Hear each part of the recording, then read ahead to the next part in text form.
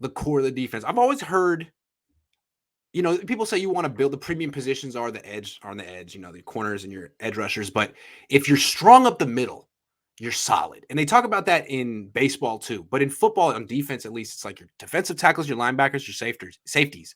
And it just occurred to me, like, when the Niners are healthy, which they have been recently, that core of their defense is really good. I mean, the safeties, add Hufanga into it. That's three guys that they can rotate who are all solid, all good tacklers, all good players. The linebackers are phenomenal.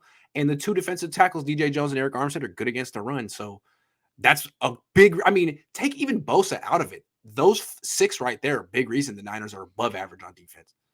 Yeah, and that's the thing is people don't like solid for some Yeah. reason. Yeah. Like the reason that you're able to have Ward and Tart so far away from the line of scrimmage is because they play on instincts, they understand concepts, and they wipe things out. Right now, Jaquiski Tart is the highest graded tackler on the team per PFF. Shout out to Jordan Elliott for that stat. That's not my stat. But that's the thing is solid, right?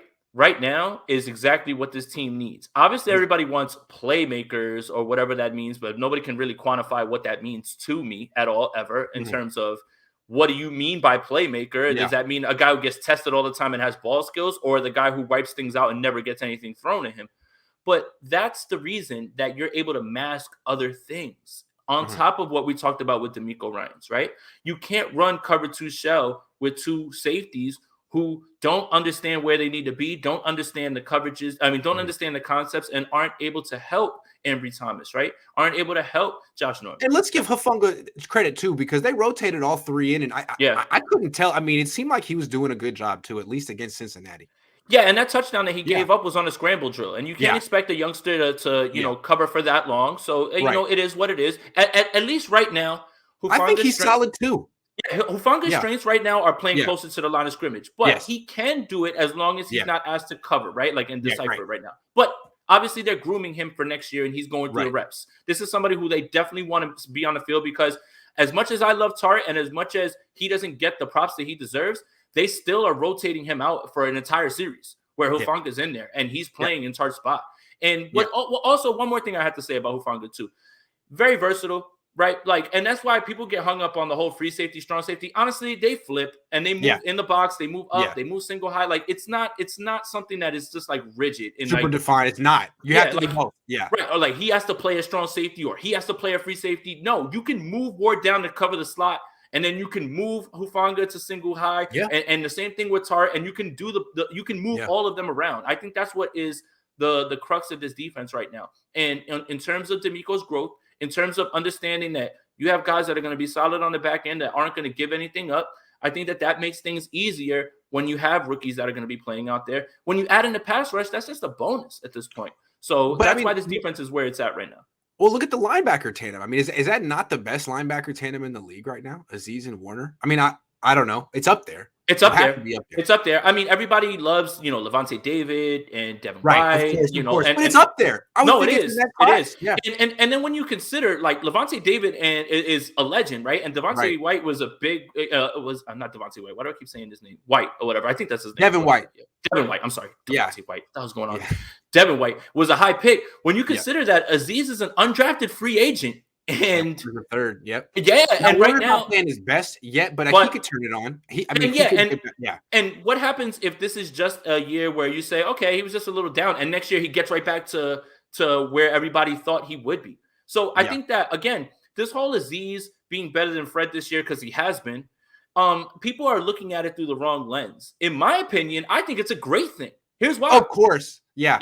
I don't mean to diminish Fred Warner. Fred Warner's all pro. He has nothing to really answer for. It's just amazing that Azeez Al-Shaair could actually surpass his impact, and he has. It's just amazing.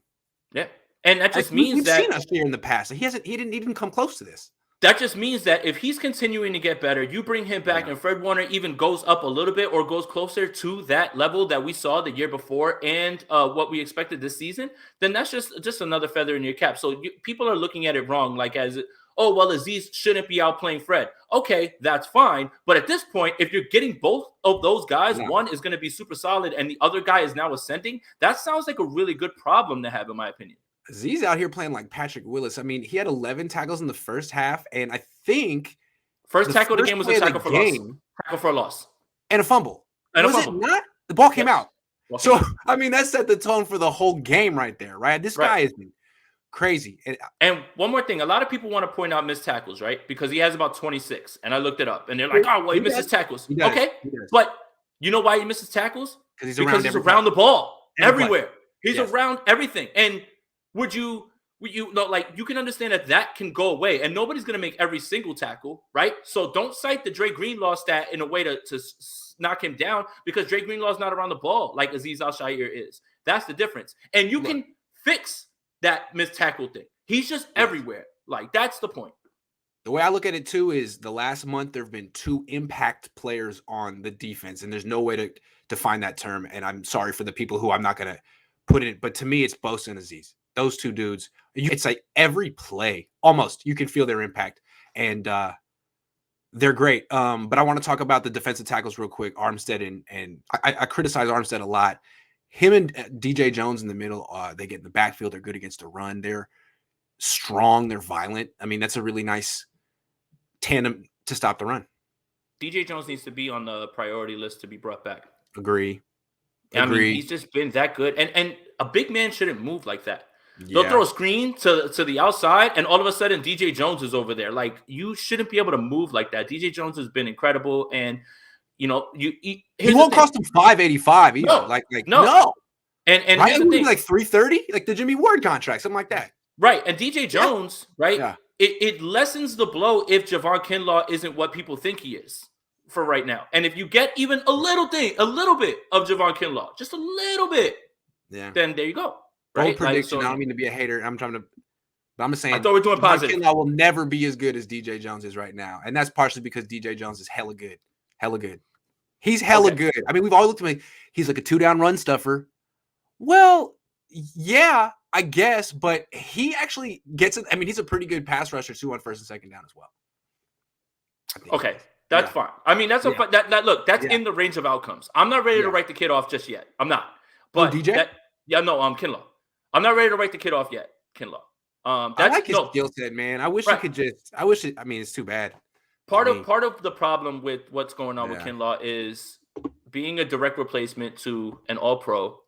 Expectations to pick who you could have had. A lot of people are just going to use that against him, and then you throw in the injuries. Now people are just piling on, right? Yeah, but that's not his fault. He didn't just come back and do something. Yeah, he didn't draft himself. He didn't draft himself. Get mad at the people. Get mad at the people who drafted him. That's who you should be mad at. That is true. Isaac Hartman says, Grant, I don't know if you've seen, but from David Lombardi's vid of Lance passing to little in practice, it looks like he's developing more of a spiral. Anything to add? Ball's dipping too low. Huh? Ball's dipping too low. Down? Have you seen it? Yeah, the windup. He's down and then he's up. Like, it's quicker, but he's still down. The ball's down. So look, he can work on that. Like, that's it. But he still is throwing a spiral. Are you telling me that he's not being developed rapidly in practice? I thought that you learned so much as a scout team. Yeah, I mean, that's the thing about, like, put some respect on the scout team player of the week, bro. I'm tired of you with the negativity. People talk about like Aaron Rodgers and freaking Joe Montana.